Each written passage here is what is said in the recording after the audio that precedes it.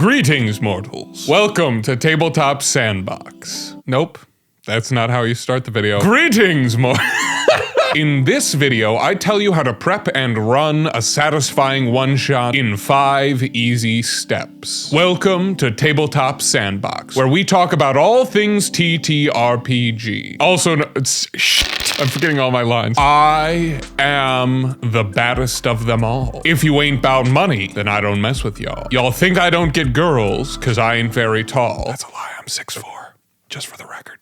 What's the next line? Oh no, I ruined myself trying to protect my own ego. Oh, this is a show already.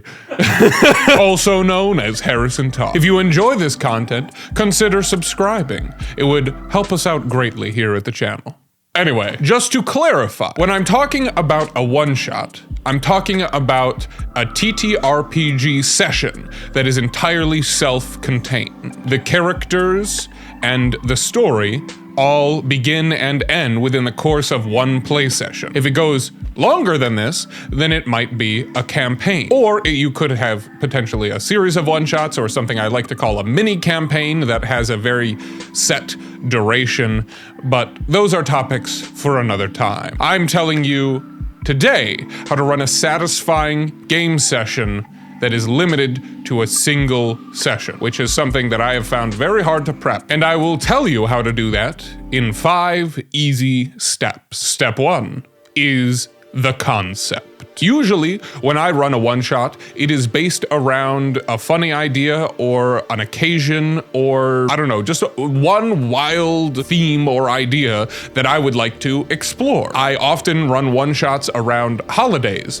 that are themed around that holiday. This past year, I ran a Thanksgiving-themed one-shot that was set in the United Territories of Vespuccia, which is my analog for fantasy early America. I've also ran a Wild West themed mini campaign in this setting. But it was themed around the idea of the first Thanksgiving, where at a pilgrim's feast, they were attacked by turkeykin, and then they had to chase this turkey back to its lair, and they fought the Greater Meleagris, a massive turkey monster, and thus was born the origin of why Americans or Vespucians eat turkey on Thanksgiving. I don't know, it could just be any interesting theme that you want to run with, and the more ridiculous the better, I find, for one-shots. That's the way I have the most fun with them. I've run a Halloween shot based on doing a job for Dracula, a Christmas one-shot that went horribly awry, that involved Rudolph, the fire-breathing red dragon, and many more over the years. But what I find is key for a one-shot is, as I said, step 1, the concept. Keeping it pretty simple and short. You also want to make it something you and your players find fun and exciting. So don't just pick a random idea out of a chart and decide to do that. Find one that at least excites you as the game master, if not gets everybody excited about it. And usually once I develop it, I find a way to kind of pitch it to my players in a way that usually gets them pretty excited about it. And that's actually a spoiler for an upcoming step. But you want to make your concept thematic and or referential. You could tie it to a holiday, like I gave some examples of. You could just tie it to an idea you had. Hey, I think it would be cool to explore this, but that kind of adventure doesn't fit into my long-standing campaign setting. Rather than trying to make a whole new campaign setting for a new campaign where that adventure fits, you just run it as a one-shot. One-shots are also great to just take a break from the normality of your campaign,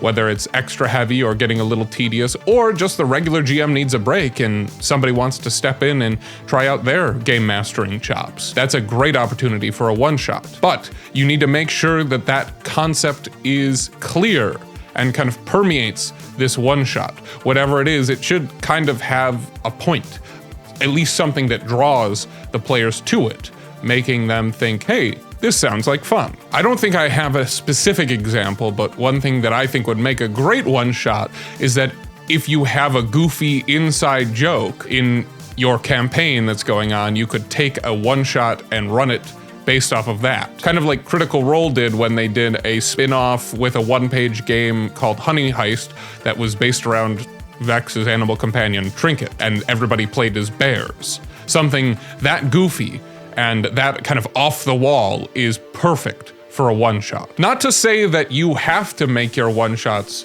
goofy.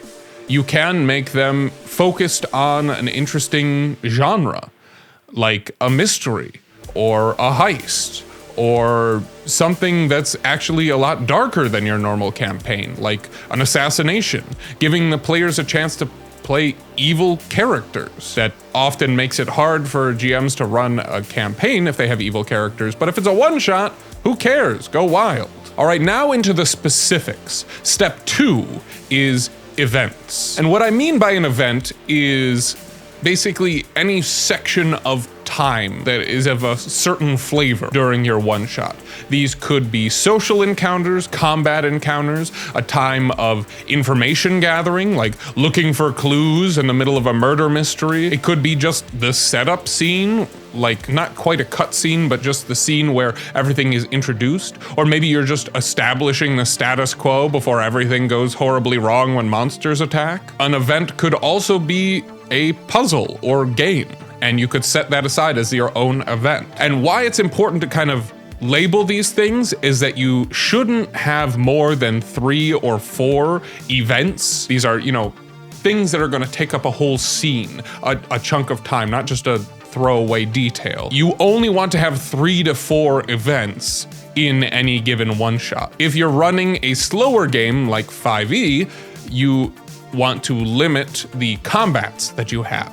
I have never been able to run more than 2 combats in a one-shot, and oftentimes when I try to run 2 combats in a one-shot, it ends up becoming a 2-shot. And that's fine if you have the time, but if you're only having these people get together for a limited amount of time, maybe even just stick to 1 big combat or 2 small combats. But I feel like it's way more satisfying to have 1 big combat with the big boss of the one-shot, right? So don't go too overboard planning a bunch of different puzzles and traps and encounters and social situations, because it is almost a rule that as much time as you estimate one section of the adventure is going to take your players, they will take almost twice as long to accomplish that. And I don't know how, I haven't gotten a handle on it so far, considering I've been DMing for like 10 years plus, but it always works out like that. Whenever I'm trying to estimate how long the one-shot will take, it turns out it's twice that long.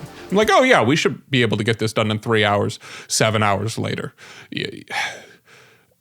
It's not an exact science. Once you've decided on those 3 to 4 events, then you can go into further detail on those like you would prepping normally. Step 3. Setting player expectations. I know I just said that we were going to move on to something more specific, but this is something that I think you should always do, whether it be for a long campaign or a one-shot. But you really want to let your players know what your expectations are and some basic information about what the one-shot is going to be. This isn't a full campaign, so I wouldn't say you have to write up a full campaign primer or one-shot primer, but you do want to give your players an idea of what the game will be like, and you need to tell them what they need to do to prepare, if anything. If you have pre-made character sheets, tell them that. Or if you expect them to make characters, tell them what level, tell them what magic items they can get. Tell them what genre to expect this to be, what themes, what kind of vibe, how silly is it going to be, how off the rails, and how much of it is just exploring the story that the game master has made. If you have something like a mystery, then it might be pretty necessary for the players to stick fairly close to the story and not just go off on tangents, role-playing with each other, getting things crazy if, you're trying to get through the mystery in your 4-hour allotted slot, which that's probably the shortest amount of time you should ever have allotted for a one-shot. You want to introduce them to that concept. You want to tell them what the theme or genre of the one-shot is going to be.